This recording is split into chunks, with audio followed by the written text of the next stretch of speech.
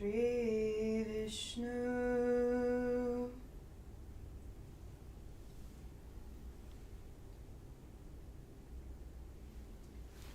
Shri Vishnu,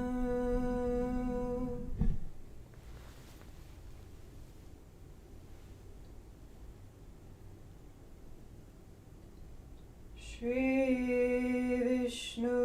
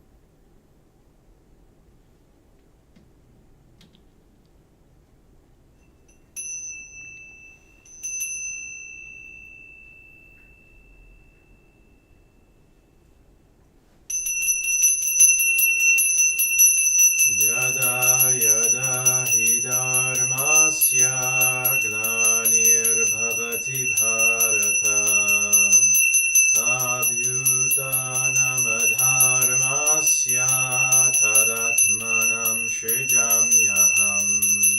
Everyone.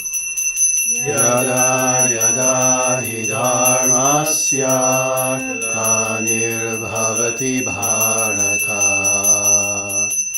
abhyutanamdharmasya tadatmanam srijamyaham.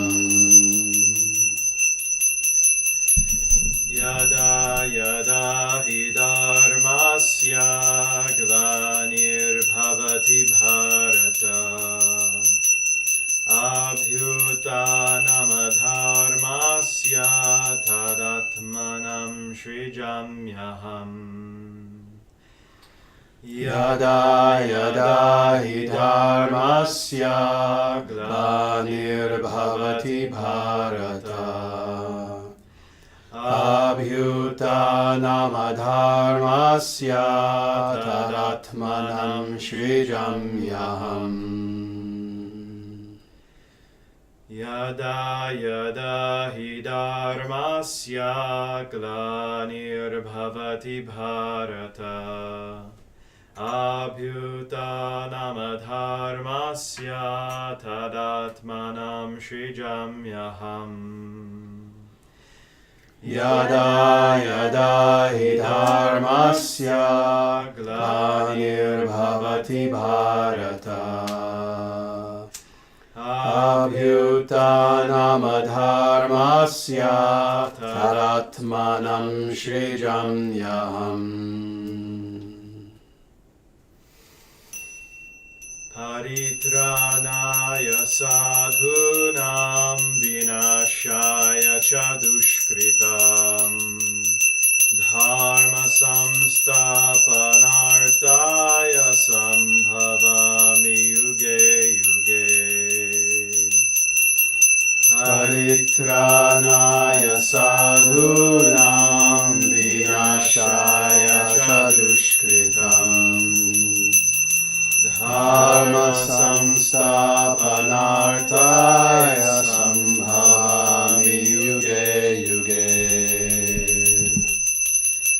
Paritranaya sadhunam vinashaya cha dushkritam dharma samstapanartaya sambhavami yuge yuge. Paritranaya sadhunam vinashaya cha dushkritam Dharma samsthapanarthaya sambhavami yuge yuge. Paritranaya sadhunam vinashaya chadushkritam. Dharma samsthapanarthaya sambhavami yuge yuge. Paritranaya sadhunam vinashaya chadushkritam. Dharma samsthapanarthaya sambhavami yuge yuge.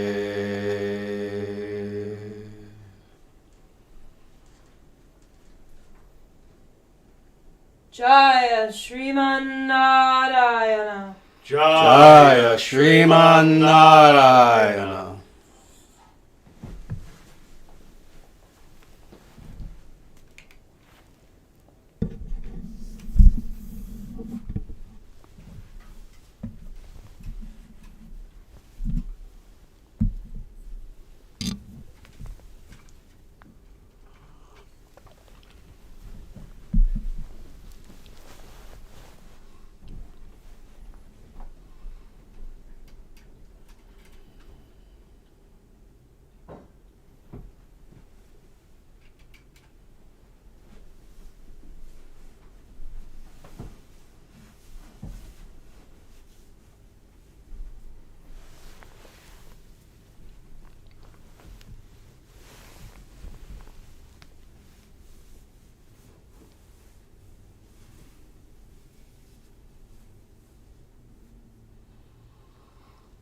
Jaya Shriman Narayana. Jaya Shriman Narayana. Jaya Bhagavan Shri Krishna. Jaya Bhagavan Shri Krishna. Jaya Shri Guru. Jaya Shri Guru. Sanatana Dharma Jayate. Sanatana Dharma Jayate. Dharma Rashtra Jayate. Dharma Rashtra Jayate. Surya Vangsha Jayate. Surya Vangsha Jayate. International Sanatana Dharma Society Jayate. International Sanatana Dharma Society Jayate. Om Hri Om.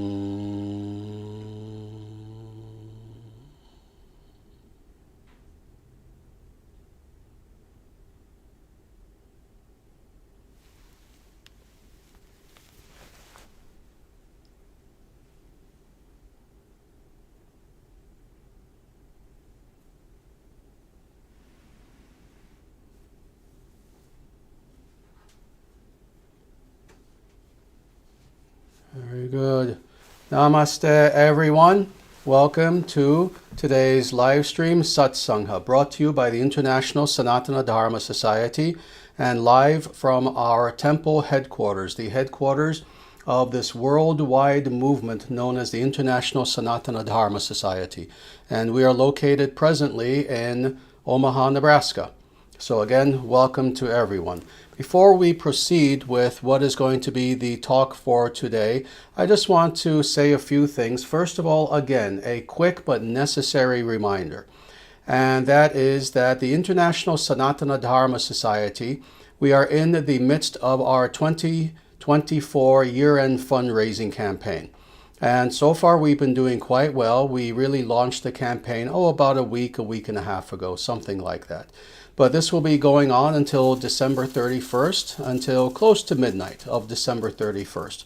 And our goal is indeed to raise as much funding as possible for the continuing work of the International Sanatana Dharma Society.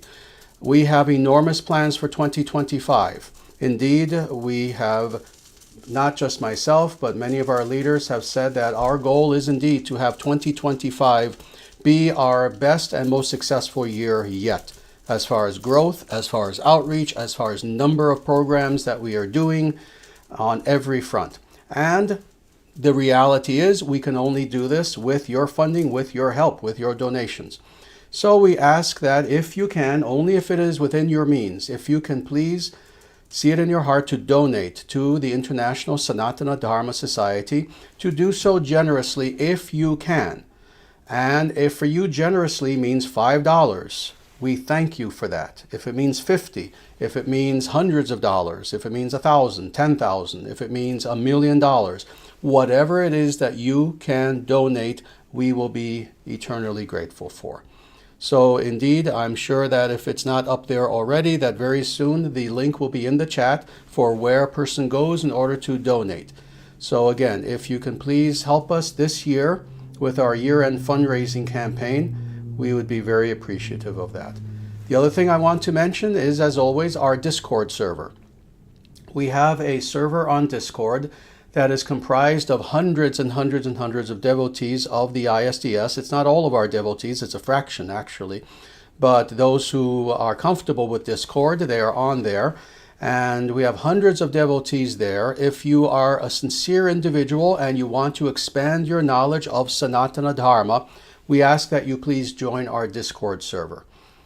And with that, let us proceed now to what we're going to be speaking about today. And what we are going to be speaking about today is very specifically the nature of hierarchy, and very specifically Vedic hierarchy, the idea of hierarchy as it is enunciated in very specifically the Vedic scriptures. Now, having said that, we know that it is spoken about many, many times in many places throughout the Vedic scriptures. How do we know this? Well, we've commented in the past, in the last several years, on several verses that very clearly talk about the idea of hierarchy, that A is better than B, is better than C, is better than D, etc., etc., etc. And this is the case in a myriad of activities, a myriad of various categories of being, species, etc., etc., etc. But more than this, I've said this many times, but it's something that is very important for us to understand. The idea of hierarchy is actually, and I don't believe I've ever stated it in this forthright way, but I'm going to because it's important, as you will see. The concept, the principle of hierarchy is one of the most important Vedic principles that we must understand today in 2024. And I don't say this lightly. As you know, I say nothing lightly. I mean this very, very, very much. This is very much the case. Now, why is this the case? Well, number one, when it comes to the idea of hierarchy, hierarchy is something that was understood and appreciated, fully celebrated by all of the ancients, not just in Vedic spirituality. Indeed, the principles of hierarchy were the norm throughout the totality of the earth amongst all civilized human beings, even uncivilized human beings. That's how universally acclaimed this concept is. It was accepted by all human beings up until roughly 250 to 300 years ago, with what in Europe was called the Enlightenment era, which of course is an oxymoron. The principles of the so-called Enlightenment era were the opposite of enlightening. They were demonic, actually. It was a very simplistic, very low IQ idea of leveling everything, because we don't know what else to do to make sense of reality, so let's just make everything equal and thus meaningless. That was the idea of the Enlightenment era, which then became transmorgified into the concept of modernity, that is radical egalitarianism. Previous to then, everyone understood that hierarchy was nature. If you remove hierarchy from nature, you don't have nature anymore. It is that much an integral part of dharma, of natural order, of natural law, of indeed nature itself. When you indeed go to nature, which sadly many of the individuals who rail against hierarchy and consider it to be a dirty word, many of them tend to be urban people, intensely urban individuals, who are the opposite of natural in their lifestyle, who very rarely venture into nature. Maybe they'll go to a city park or something and see a squirrel, and that's about it. But otherwise, they don't go deeply into nature and observe wildlife. if they were to do so, then they would immediately see that not only is hierarchy not a dirty word, it is synonymous with nature itself. But now, conceptually, the idea of understanding that within any specific category of being, that there is differentiation that is there, and in accordance with the qualitative measure that you are using to examine and thus understand what that category of being is, you can now have a scale. That, again, that A is better than B, is better than C, etc., in accordance with what is the quality that you are measuring. That's something that was understood at one time. Every religion on the face of the earth, every real religion, including even Christianity, so many religions, certainly Buddhism. For those individuals out there who think that Buddhism is a liberal ideology, oh no, it's not. No, they rigidly adhere to hierarchy, as do, again, all the other religions. Taoism adheres to hierarchy, and Sanatana Dharma does as well. So this is something, indeed, that has been universally the case in ancient times. What we have seen today, of course, is that, again, in modernity, there has been a war waged against this principle of hierarchy. Now, again, hierarchy being synonymous with nature itself, the idea of waging war against hierarchy is as silly as the idea of waging war against water, waging war against air. Make it more vivid, waging war against the trees. We've seen that some demonic folk historically have, indeed, even in so-called fiction, in Lord of the Rings. You have Saruman, who literally wages war against the trees and against forests. To wage war against hierarchy is just as silly as waging war against trees. But this is indeed what individuals in modern times have been doing. And what we have seen as a result is not that the world has gotten better, but that the world has gotten ugly. Very ugly. And more, that individuals no longer have the ability to discern. You see, when you have the ability to understand hierarchy, how do you understand hierarchy? No, it's not arbitrary. No, it's not a matter of, as Marx would say, just a matter of class politics. Oh, the rulers choose, the rulers choose. No, it's a matter of, indeed, observing in accordance with one's understanding, proper understanding, hopefully, of natural law. That being the case, hierarchy is something that, again, is a reflection of nature. It's not just arbitrarily chosen.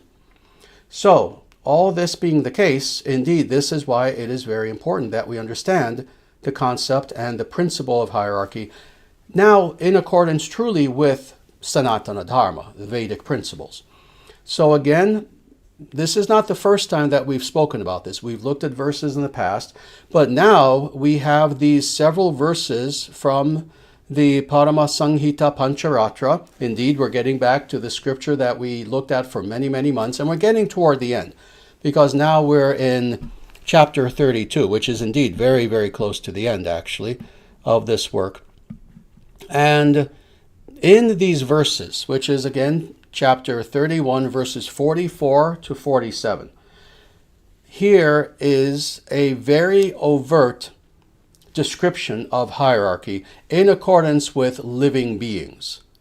So very, very simply, what is described here is indeed what are a specific category of living being. Oh, but this category is superior, and that's the word that's used, to that previous category. This category is superior to that category. So we're going to look at this and see what precisely the Parama-Samhita Pancharatra says as far as distinguishing the various categories of being. So with that, let me first read the entirety of this. So it's several verses, and then we'll go through this one by one. So first, we will proceed by reading this. And if you want to follow along, please look at the description of this video, and all the verses are there that you can look at. So they proceed in this way. The moving creatures are superior in qualities to the unmoving beings of creation. Cows stand higher than most moving beings. Men are superior to cattle. Devotees of Vishnu are superior among men, and among Vaishnavas, men of vast learning. Among learned men, those learned Vaishnavas who have practiced what they have learned and attained to real knowledge. Among these, those who have gained mastery over their senses. Among these, the perfected ones, Siddhas, are superior. Among the Siddhas, the great Maharshis are greatest. Among these great seers, those who have relinquished power are superior. Among these, again, those desiring liberation are the best. These are the categories into which living beings are placed and by which the supreme abode of Vishnu is attainable by right knowledge, jnanam.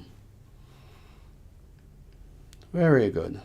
So again, this is a fascinating section of the Parama-Samhita Pancharatra that indeed goes into hierarchy. It looks at the various categories of being. Now, it's understood that according to the Vedic scriptures, and indeed this number is found in many of the Vedic scriptures, there are 8,400,000 species of life. Of those, there are hundreds of thousands of humans alone.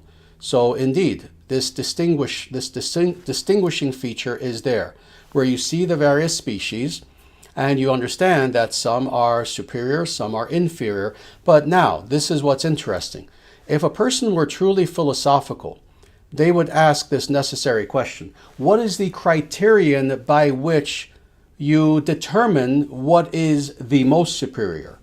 Because see, if you're going to have a hierarchy, and a hierarchy talking about a specific quality of being, then you have to understand what is the end goal.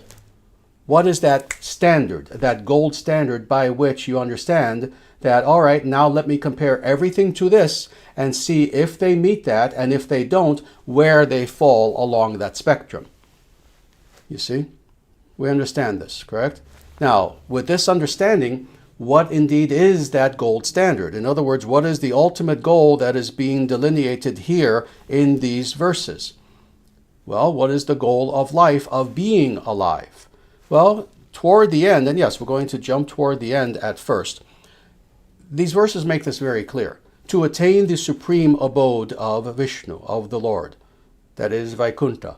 That is the gold standard. So that being the goal of all living beings, now we understand the criterion by which we are determining, all right, looking at all living beings, who are those beings who are closest to that goal versus those who are furthest away from that goal. So that's the idea. All right, now with this understanding, now this will especially make sense. Now let's go back to the very beginning, and we'll go through this clause by clause, because some of these are self-explanatory, some are fascinating, and some do need to be expounded upon a little bit. So first of all, the moving creatures are superior in qualities to the unmoving beings of creation.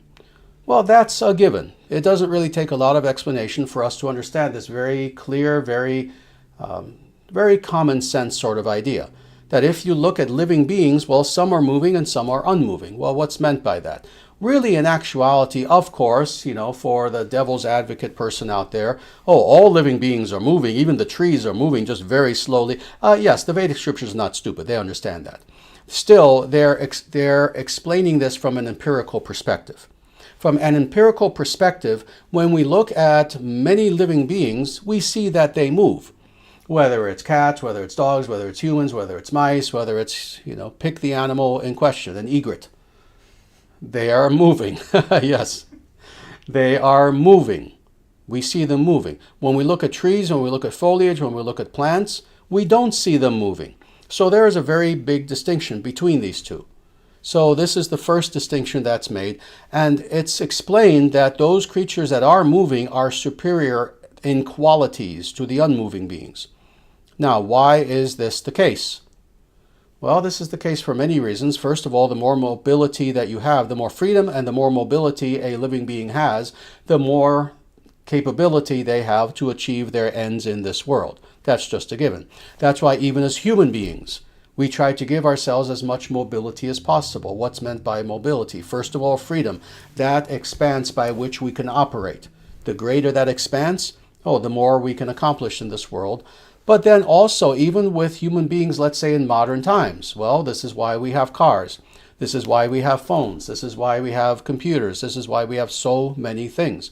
we try to expand our range of movement as much as possible.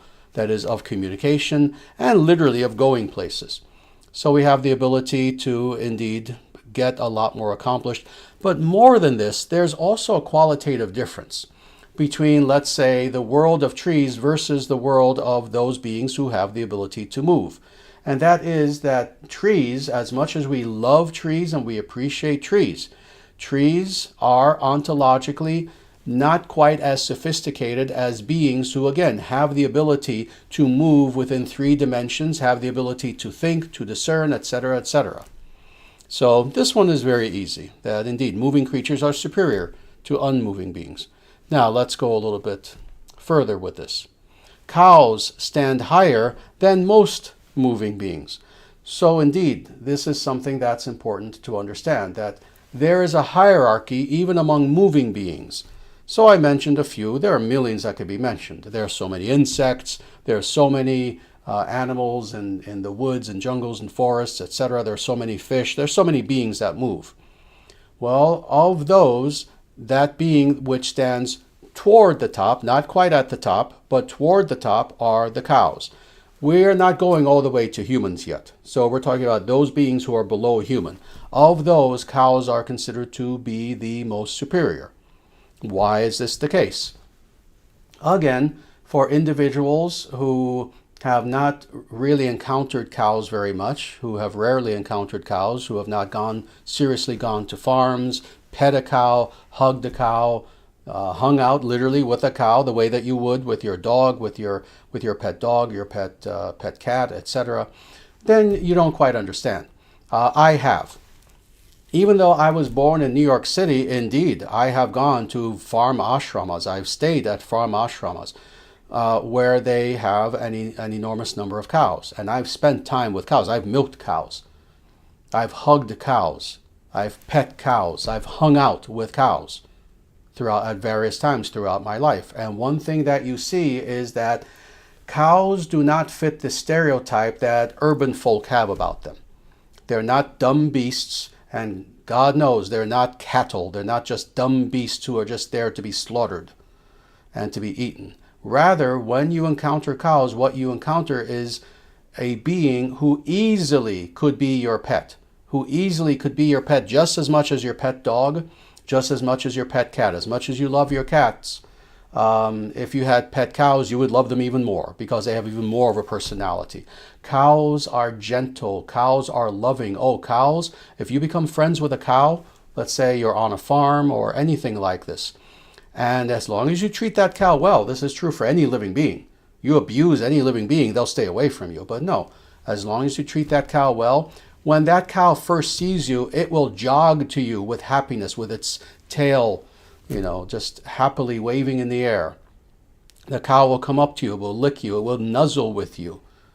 And it's truly an amazing thing. And cows are intelligent. You can train cows. Cows appreciate, they have aesthetic appreciation.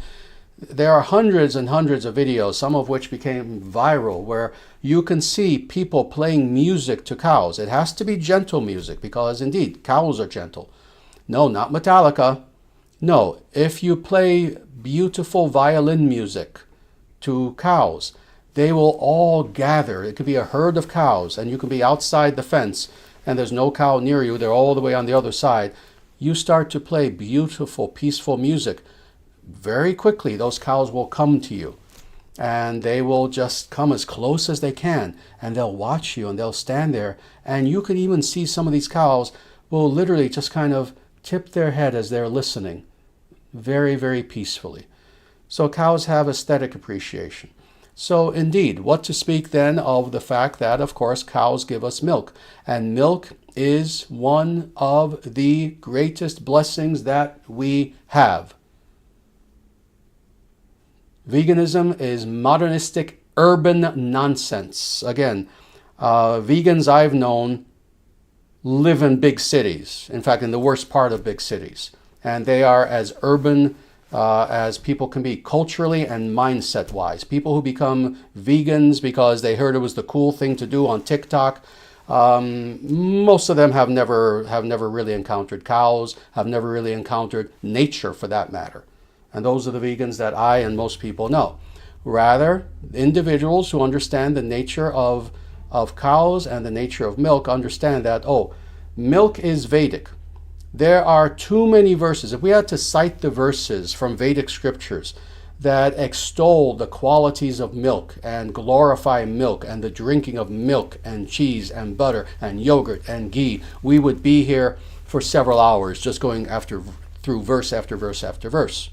So indeed, cows give us this wonderful substance known as milk. So indeed, this is why this says this, that cows stand higher than most moving beings. But now we go on. Now we get to humans. Men are superior to cattle. Well, that's a given.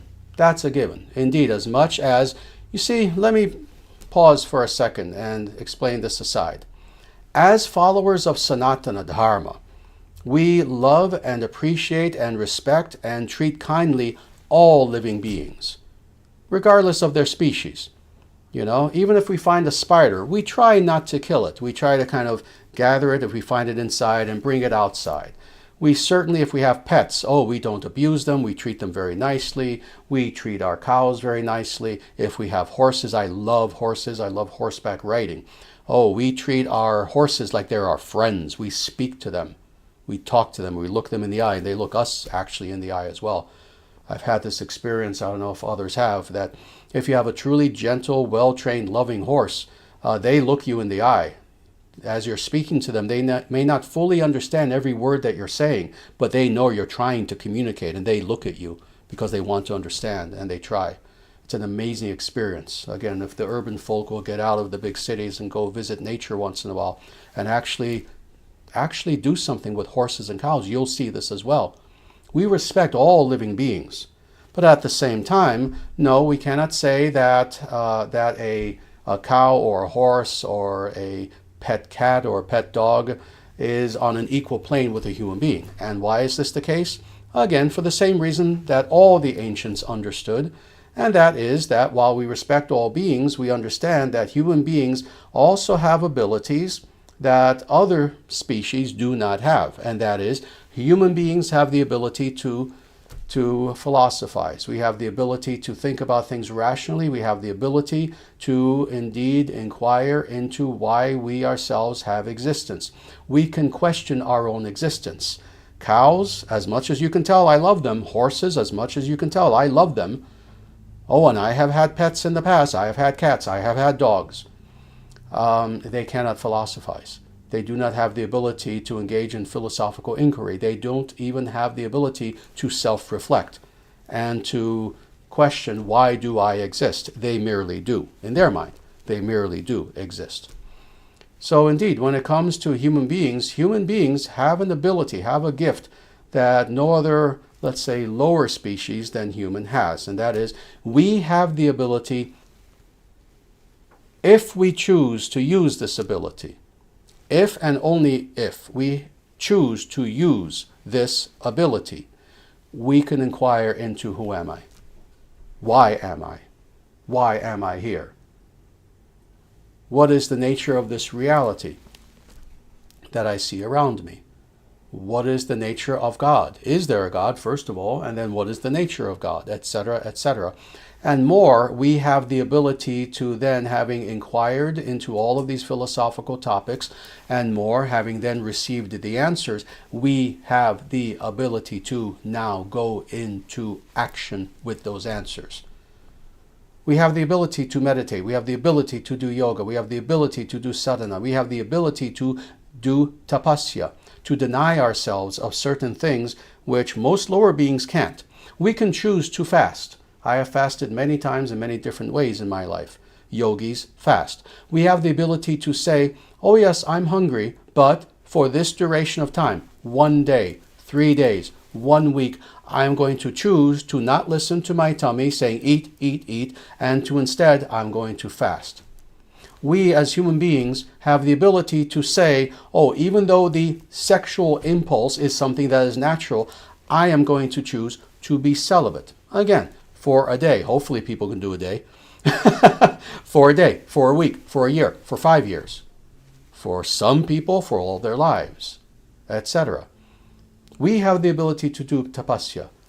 Other lower beings than us do not have this ability. They really don't.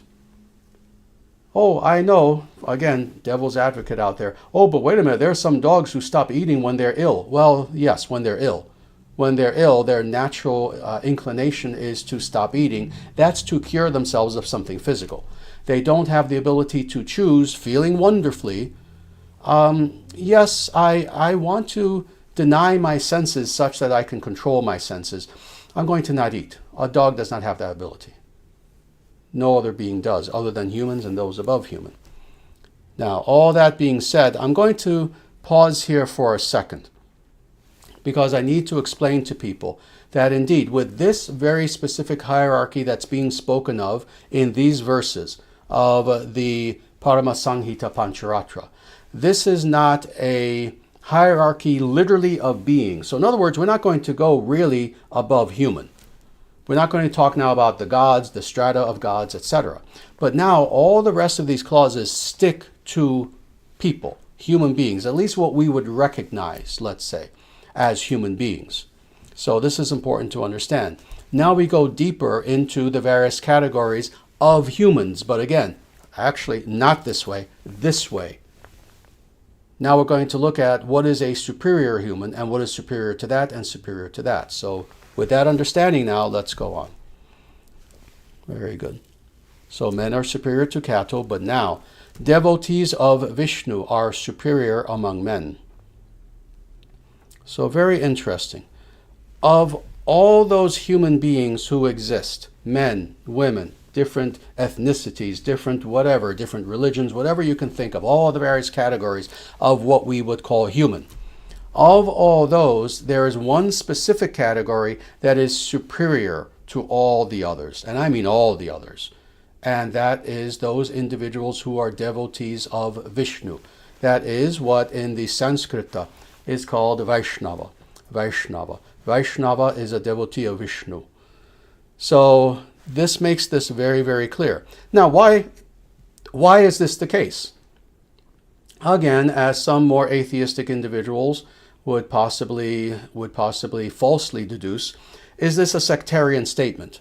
Oh, could one very easily just, instead of Vaishnava, just substitute Catholic? Oh, Catholics are superior, or anything you want. Shia Muslims are Shia Muslim, or Mahayana Buddhists.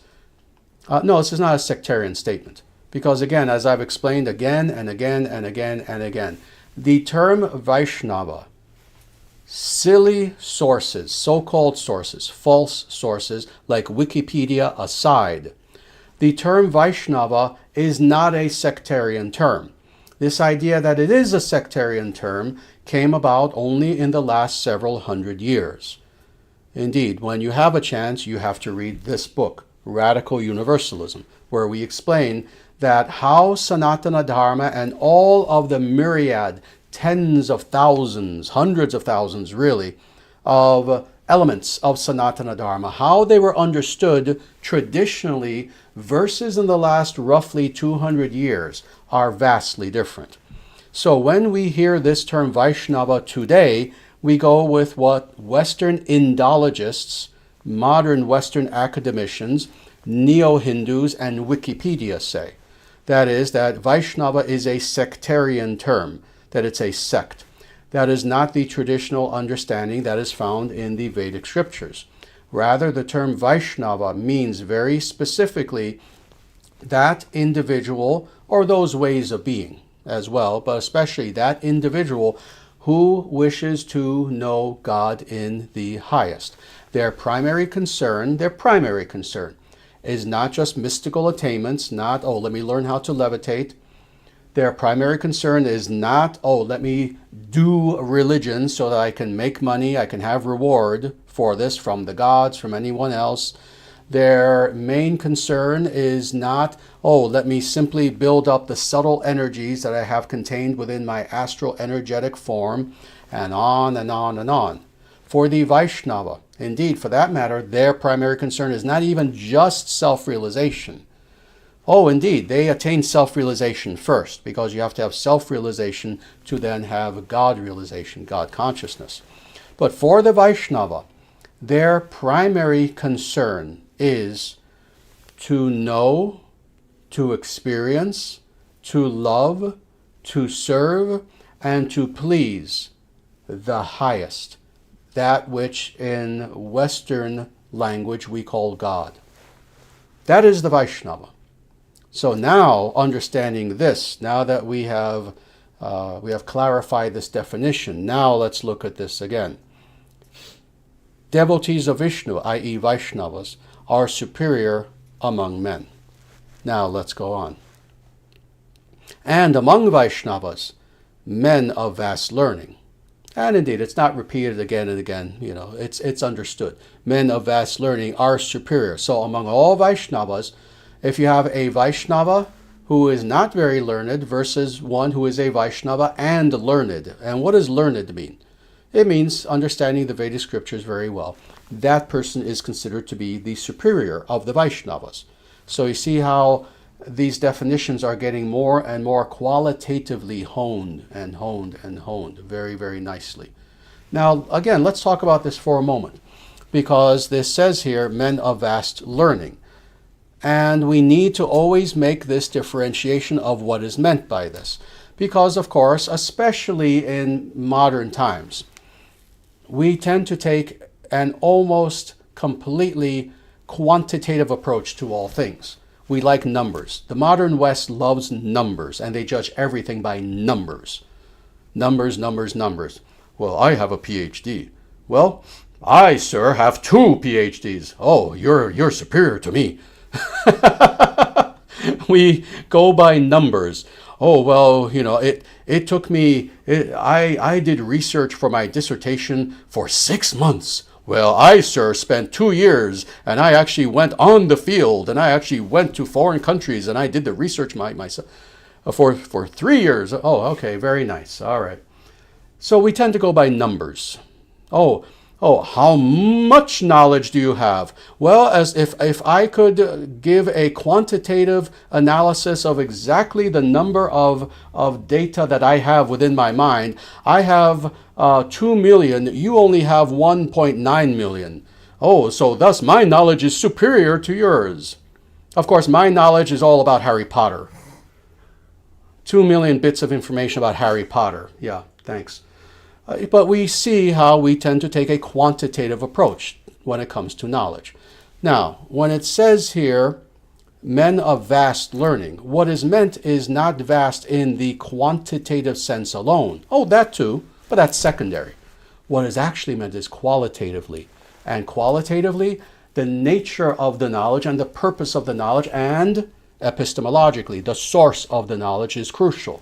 So what is meant primarily, not only, but primarily, is Vedic knowledge. That is, that individual who indeed has studied the Vedic scriptures and studied them in the proper way under the tutelage of a guru, with great humility, with the idea of not just gaining intellectual knowledge, but putting that knowledge into practice, etc., etc., etc. Yes, that person is considered to be the superior Vaishnava versus someone for whom that is not the case. Now let's go on a little bit more. Speaking of practice, among those learned men, those learned Vaishnavas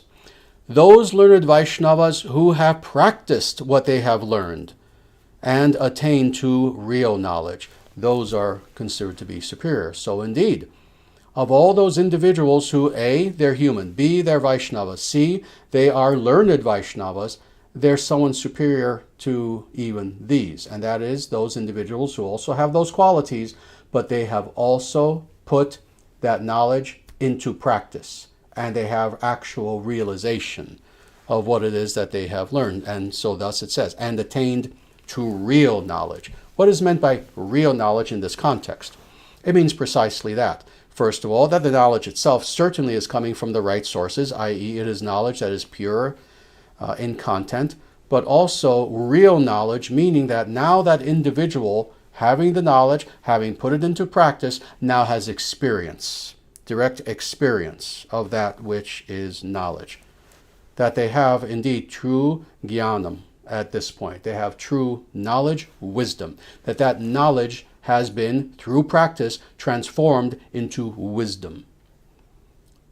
This is the superior Vaishnava, the superior living being thus far. We go deeper, and let us indeed do that. Among these, that is, those individuals we just spoke about, those who have gained mastery over their senses are superior. So indeed, we can have individuals who, yes, they are everything that we described before, but they are not necessarily what is the word that begins with a Y to make it very easy for you. They are not necessarily Y-O to make it even easier. Yogis. There you go. They are not necessarily yogis per se. So how interesting.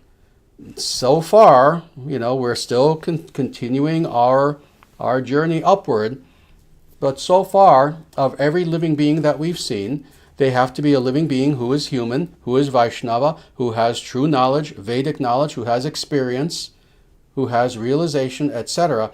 But now it goes deeper. That being who has all that, but also they are a yogi. Because by definition, we've seen this again and again with many verses that we've seen. One of the definitions of a yogi is that they have control over their senses. So now that being who, on top of all this, they also have control over their senses, that is the superior being. Now, why is this the case? Because they are a yogi. Because they are an individual who not only do they understand what is the meaning of life, i.e. to have realization of Vishnu, to be a devotee of Vishnu, Vaishnava, but more than this, they now are perfecting themselves. They are in the process of perfecting themselves. Because let me make this very, very clear to people.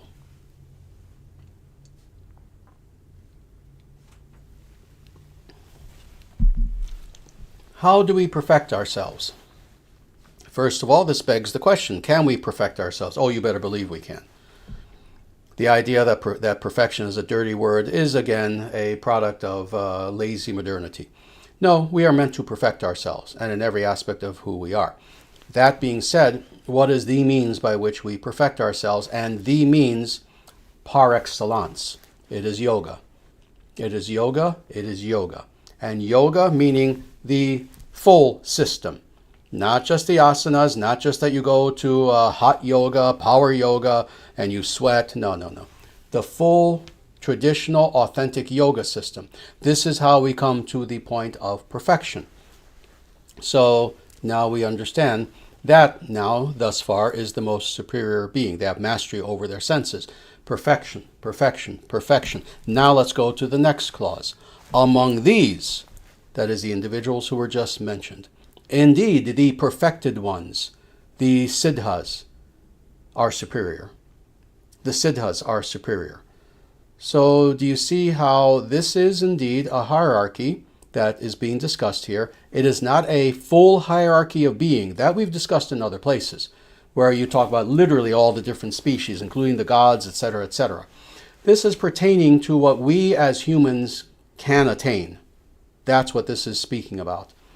And honestly, at this point, we have skipped over the gods in a way.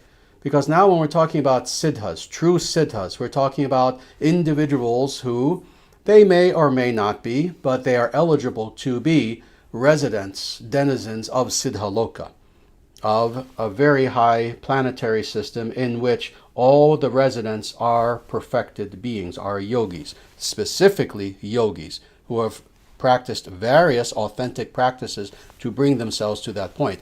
Let's talk about this.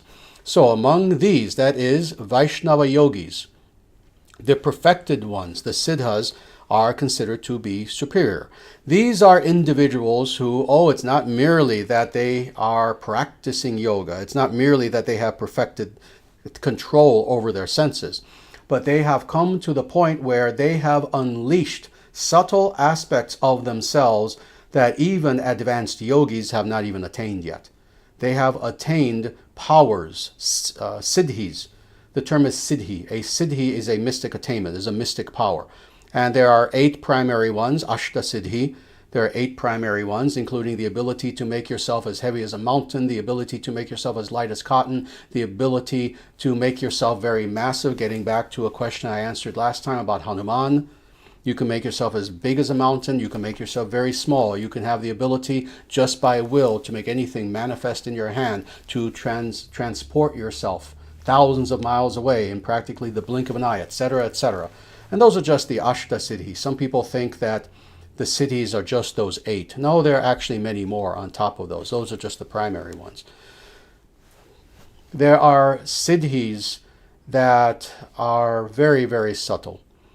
So now we're talking about a being who is not just human, not just a Vaishnava, not just someone who is learned, not just someone who is a yogi, that they have control over their senses, but that they have unleashed powers within themselves that make them perfected, that make them beings which, if one were to appear on the planet today, he would have the ability to change the course of history. That is a Siddha. Now, all that being said, let's go on. Oh, interesting. What? It doesn't stop there. Among the Siddhas, the great Maharshis are greatest. Very nice. So this is something, now we're getting very subtle. Now we're getting into areas that are extremely rarefied as far as spiritual understanding and atmosphere. This knowledge is not for everyone. This is not something to trifle with or to play with. Now we're talking about beings who, they themselves are Siddhas. They themselves are, again, go through the whole list. They are human, they are Vaishnavas, they have tremendous knowledge, they have realization of that knowledge, they have practiced, they are yogis, they have come to the point of perfection, but now they have an added element that all the rest do not, and that is they have the ability to so commune with the divine, and no, not become literally one with the divine. I know we made a few Advaitins really giggly and happy out there. Sorry, no. They don't become one with God, but they are so closely communing with God to the point where, indeed, they now have the ability to reveal transcendence through their very being. So the example that I've given many, many, many times. The first time I gave this example may have been around 1987 or 88. That what is a great rishi? Maharshi. A great rishi. This is an individual who is like a clean window. You know the window is there. Indeed, don't make the mistake of crashing into the window. You're going to hurt yourself, potentially badly. The window is there. It has its own existence, but it serves a purpose. The window is there with the purpose that you can see through the window to the other side. And that is what the Rishi is. Now we're talking about a being who's not merely perfected, but who, if you are in their presence, you have the ability to experience and to understand transcendence coming through that being perfectly, like a clear window. That's what the Maharshi is, the great, great Rishi. Now, let's go a little bit deeper. Again, it's amazing how deeply this goes. Let's go a little bit deeper. Is there something greater than a Maharshi? Among Maharshis, there are some who are the greatest among those. Let's go on. Among the great seers, that is Maharshis, those who have relinquished power are superior. Now, what is meant by that? Literally that they relinquish power? No. That the power means nothing to them. They have the ability to do almost anything, but they have relinquished all attachment to the power. In other words, at this point, anything of selfish nature, anything in which these beings have the power to create. Oh, what the Siddhas with their Siddhis can do, these beings can do, and they couldn't care less. When we say relinquish power, it doesn't mean that they say, oh yes, no, I no longer want all these powers to do things. No, they have the powers, but it means nothing to them. They come to the point where all that truly matters to them is service to Bhagavan. That's what means everything to them. So they relinquish this power in their mind. They come to the point where they realize, oh yes, I've achieved the goal. I'm a perfected yogi. Indeed, I am a siddha. Indeed, I am a rishi. Indeed, I am a Maharshi, a great rishi. And there is so much that I can do. If I wanted to, for fun, being on Siddha Loka, I can transport myself to, let's just say, Bhu Loka, to the earthly plane. And I can be a being so great that I can become the emperor of that planet. Not interested. If God wishes me to, I will. But otherwise, no. Whatever powers I have, I just want to serve God. And they mean nothing to me. They mean nothing to me. This is what is meant by they relinquish power. Now let's go on. Among these, again, those desiring liberation are the best. And here we are. Again, among those beings who, spiritually speaking, they are the most advanced of beings that we can conceive of, what is really in their mind? What really is their goal? Moksha. Moksha. They wish to achieve liberation. Now, what is meant by this? This alone, in this context alone, we can talk about for the next hour, but we won't. Instead, I will just very briefly examine what is meant in this context by liberation. First of all, again, who are we talking about? We're not talking about your buddy on YouTube who has a few thousand subscribers, blah, blah, blah. No. We're not talking about, some guru who's traveling around doing satsangs, as they like to call them. No. We're talking about beings who long ago achieved the absolute supreme meaning of all spirituality. They are egoless. They know the truth. They live the truth. They bathe themselves 24 hours a day in truth. What is in their mind is liberation. And again, what is meant by liberation in this context? Who are we talking about? You see, how did we begin this, especially the spiritual aspect of this hierarchy? What kind of people are we talking about? Starts with a V. Vaishnavas. Yes. We're talking about Vaishnavas very specifically. For a Vaishnava, what is liberation? By liberation, objectively speaking, you as an outside observer looking upon that individual as a subjective being, liberation is liberation. That is, that being will be freed from all illusion, will be freed from all ignorance, and will come to the point where they no longer are a part of materiality. They no longer are participants in imperfection. But now internally, for that Vaishnava who has achieved all this, what does that mean, this liberation? They'll achieve that. They'll achieve what, all spiritual people feel they want to achieve, think they want to achieve. They have some idea of that, some more accurate, some less accurate, whatever. They'll achieve that. That's a given. That's actually a given. But in the mind of that individual who we're talking about, what is meant by liberation? Being with God. Yes, and doing what with God? Yes. Serving. Yes. Pleasing God. For that person who we've just described,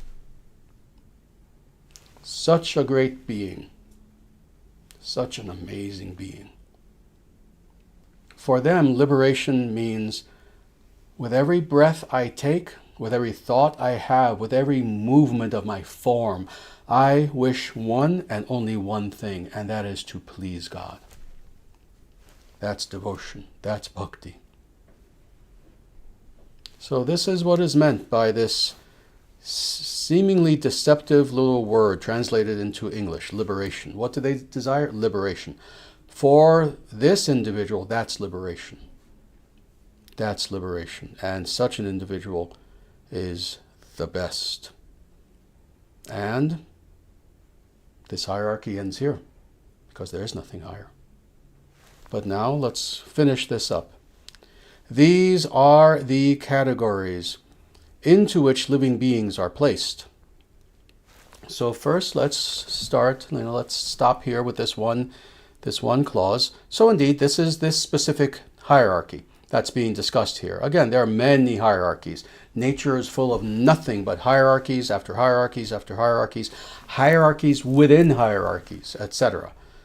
And with this understanding, this is what's being said, is that yes, these are the categories into which these beings are placed. And now, by which the supreme abode of Vishnu is attainable by right knowledge, jnanam. In other words, very simply, by understanding what was just said to you, by understanding the nature of this hierarchy, by understanding the nature of why is this even being spoken of, and why is one of these people superior to the other, superior to the other, superior to the other. Why? Understanding this, one will have right knowledge and thus be able to attain Vaikuntha, the realm of Vishnu. So this is how it ends. That indeed, if we are truly capable of understanding this, not just the words, not just critiquing it in an intellectual sort of way, not just, oh, well, I guess I agree with some of this, but other parts, I don't know, it goes against my sensibilities that I learned in kindergarten. No. If we have the ability to truly penetrate what is being said here and more, just understand intellectually? No. If we have the ability to truly become living purports to what has just been said, living commentary to what has just been said, i.e., if we have the ability to do these things, we will have that right knowledge by which we can attain to Vaikuntha. So, by which the supreme abode of Vishnu is attainable, by which the supreme abode of Vishnu is attainable. The supreme abode of Vishnu. The supreme abode of Vishnu. What is this synonymous with? What we just talked about, liberation. In other words, we will have that same liberation that I just described a short time ago. Not just liberation in the general, generic sort of sense. I have become one with God. No. This higher liberation in which we exist in our mind and our being only to please God. That absolute perfection, that is what we will attain, if we have the ability to put all this into practice. Very nice. And thus we end here. So with that, I thank you all very much for listening to my discourse.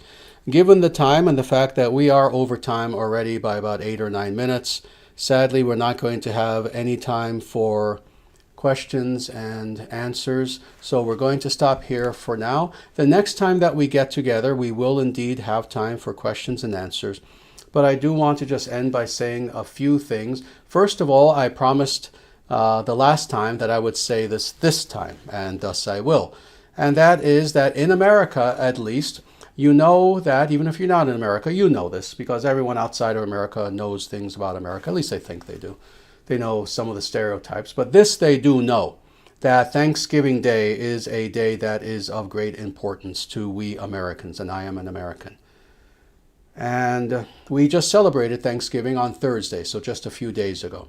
So for those individuals who are indeed here in America and who have celebrated Thanksgiving Day, I hope that you indeed had a beautiful, wonderful vegetarian Thanksgiving. I can tell you that I did. I had quite a few of my disciples over, and indeed we prepared a beautiful meal. It was kind of a potluck, so many other people brought food as well, and we had a feast beyond words that was vegetarian and delicious, including all sorts of interesting foods from many, many different places. And it was absolutely wonderful. And indeed, we have a lot to be thankful for this year. You know, this year, as I've said many, many times, has been a roller coaster. It's been a year of many good things, many bad things. And it has been truly a crazy, chaotic roller coaster type of year. But the truth of the matter is we have had an enormous number of things to be thankful for. People in general, but also the International Sanatana Dharma Society. Indeed, we continue to grow, as I've mentioned, and we are grateful especially for what is about to come. And that is in 2025. What we're going to see going very deeply into the next year are going to be many events, many occurrences in which very few people will again be able to doubt that we are entering a golden age. Indeed, we are entering a golden age. And for what is about to come, we are grateful to God always. The next thing is, again, I want to reiterate that we are in the midst of our 2024 year-end fundraising drive. And I need to stress this. It's difficult for me to ask for money. That's why I never do other than once a year when we have these. But indeed, the International Sanatana Dharma Society is not just a live stream. It's not like, oh, once the live stream is over, oh, I go back to my day job and, I'm working at Walmart somewhere and, blah, blah, blah. ISDS goes on pause until we get together next Sunday again at 2 o'clock. No.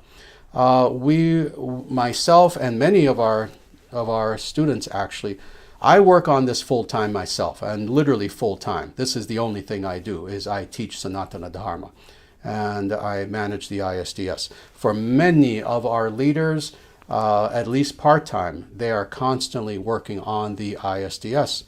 And indeed, this is why it is a growing movement, is because we have so many dedicated people who volunteer to help and to do seva in so many ways. But we also, to be absolutely frank and blunt, this is a movement. And there is no movement in history that has ever run without donations, without money, without funding. We need funding, and we need funding as big as possible. Again, I don't play games with this. Yes, on the one hand, I always tell people, if you yourself are not doing well financially, please just give us your prayers. That's all that we ask of you. Please do not give from your poverty. Give only from your abundance. If you have a little bit of money to spare, if you have a lot of money to spare, especially, please donate to the International Sanatana Dharma Society. The link hopefully should be there. And, I believe it is. It was put up. So the link is there. Please follow that link. And when you follow that link, you'll see that you can donate to the ISDS either directly through PayPal, so it makes it very easy. If you feel like writing a check, go to that link, you'll have the address, you can write a check to us. But we ask that if you can, you please give generously this year. Because let me tell you, what we intend to do in 2025 will be things the likes of which the ISDS has not done in its 26 years of existence, and in the something like 34, 35 years that I've been teaching. So we need your donations. We need your donations. Please follow that link and please help us when you as soon as you can. Try to do that today if you can. Also, I want to talk about membership, because people, interestingly, in the last few days have asked me about that. If you would like to become a monthly tithing member of the ISDS, you can indeed do that also on our website on dharmacentral.com. If you follow that same link, it will take you to where you can do that. But also, if you happen to just go to dharmacentral.com, our main website, you'll see that on the menu there is a section for membership.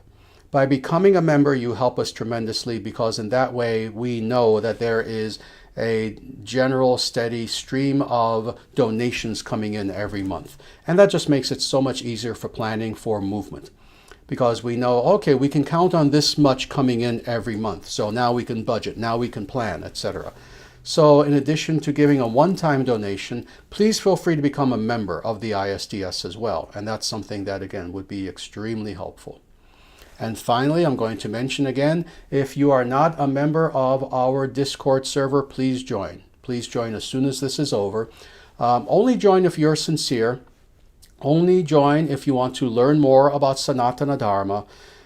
We don't have academic discussions in any way. We don't do comparative religious analysis. Oh, well, what does Christianity say versus Sanatana Dharma versus this? We don't do such things. And a little bit maybe of a way, maybe just a beginning way to help someone to begin with their understanding. But no, it's not a place for mental speculation. It is a place where if you want to experience God in your life, if you want to cease suffering, please join the Discord server, and what you will have will be the greatest blessing that you possibly could ever have. And that is, you will have the association of Vaishnavas, many of whom, most of whom, the vast majority of whom, are extremely knowledgeable, extremely advanced, extremely sincere. And they will answer your questions, they will help you, they will encourage you with whatever problems you're currently going through. If you're feeling hopeless, if you're feeling depressed, they will encourage you. They will encourage you to get out of that dark cloud and to feel happy again. So again, this is true satsangha. This is true positive spiritual association that we have on our Discord server. So please join if that's what you would like in your life. With that, again, please join us again next week, and we'll make sure to leave some time for questions and answers the next time that we get together. And between now and then, I ask you all to please take very good care of yourselves. And namaste. Jaya Shriman Narayana. Jaya Shriman Narayana. Jaya Bhagavan Shri Krishna. Jaya Bhagavan Shri Krishna. Jaya Shri Guru. Jaya Shri Guru. Sanatana Dharma Jayate. Sanatana Dharma Jayate. Dharma Rashtra Jayate. Dharma Rashtra Jayate. Surya Vangsha Jayate. Surya Vangsha Jayate. International Sanatana Dharma Society Jayate. International Sanatana Dharma Society Jayate. May Dharma be victorious. Evam bhavatu. May it be so. And let me assure every ear who is listening right now, seen and unseen, Dharma will be victorious. With that, everyone, I will again leave you with the words of Bhagavan Sri Krishna in Bhagavad Gita, chapter 18, verse 66, where he says, Ma shuchaha. Do not fear. Do not fear. Do not fear.